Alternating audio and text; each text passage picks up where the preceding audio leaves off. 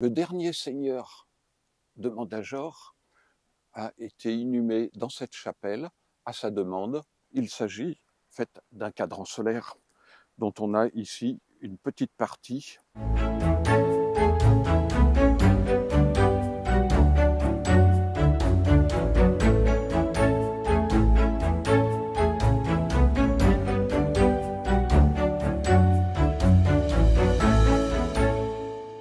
Il s'agirait du plus petit temple de France. Bienvenue à la chapelle de Mandajor. Si ce nom semble tout droit sorti du Seigneur des Anneaux, cette minuscule chapelle est en réalité située sur la commune de Saint-Paul-la-Coste, au nord-ouest d'Alès. Datée du XIe siècle, elle était autrefois rattachée à un château médiéval situé sur un éperon rocheux. Ce lieu stratégique, qui dominait la vallée de la Salandre et le chemin royal d'Alès jusqu'à Saint-Germain-de-Calberte, a été le théâtre de nombreux affrontements et rebondissements épiques lors de la guerre des Camisards. Si le château n'a pas survécu aux destructions du XVIIe et XVIIIe siècle, la chapelle de Mandajor, elle, est toujours debout. Immuable, ce petit édifice est un véritable témoin de la richesse de l'histoire des Cévennes. En voici les secrets. Bonjour, je suis Marc, membre de l'association Mémoire et Patrimoine de Saint-Paul-la-Coste, une association fière de la restauration exemplaire de l'église romane de notre commune. Et aujourd'hui, je vais vous présenter un autre lieu emblématique de l'histoire de nos contrées, la chapelle de Mandajor, connue comme étant le plus petit temple protestant de France.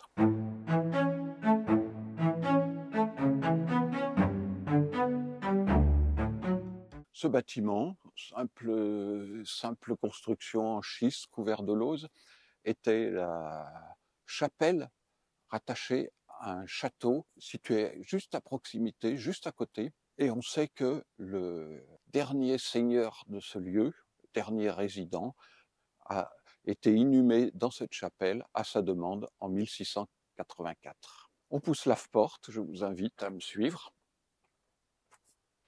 Vous pouvez constater un décor d'une sobriété vraiment huguenote. Comptez le nombre de places, actuellement une dizaine. Certains bancs sont en cours de restauration, mais ça fait 16 places tout au plus. Une toiture romane et une abside en cul-de-four, également typiquement 11e, 12e siècle. Ce vestige peut nous donner une idée de la date d'édification du château dont on visite la chapelle. Une pierre découverte il y a une trentaine d'années lors de fouilles organisées par des archéologues et bénévoles. Simple pierre, néanmoins, sur un côté, on peut observer une série de gravures, des chiffres 9, 10, 11, 12, 1, 2. Il s'agit d'un cadran solaire dont on a ici une petite partie qui symbolise un peu l'éternité du lieu. Celle que j'ai choisie se situe pendant la guerre des Camisards. Nous sommes ici au cœur de vallées reculées, riches en cachettes pour les Camisards, des grottes, des bois. Et en 1703, le maréchal de Broglie décide d'installer une garnison dans ce château en considérant son caractère imprenable, que l'on peut juger par ses falaises. Une garnison de 30 à 50 hommes, ce qui donne une idée de l'importance du château. Ces soldats avaient besoin de ravitaillement. En janvier, un important convoi chargé de pain, accompagné par 200 soldats, prennent le chemin qui vient d'Alès, à peu de distance d'ici, au pont du Moulinas.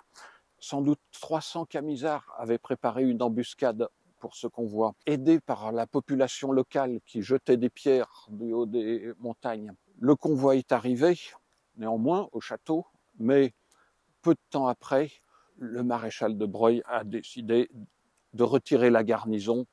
C'était vraiment trop risqué.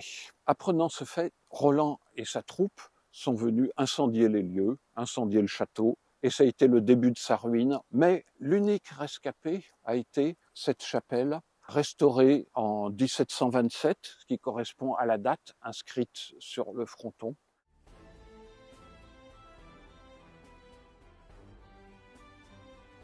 L'objectif de cette présentation est terminé. Merci de l'avoir suivi. Vous pourrez y revenir, par exemple à l'occasion des Journées du patrimoine. Prenez garde néanmoins, le site du château peut présenter certains dangers. Si vous venez en ces lieux, vous pourrez apprécier le caractère immuable propice à l'imagination. Merci.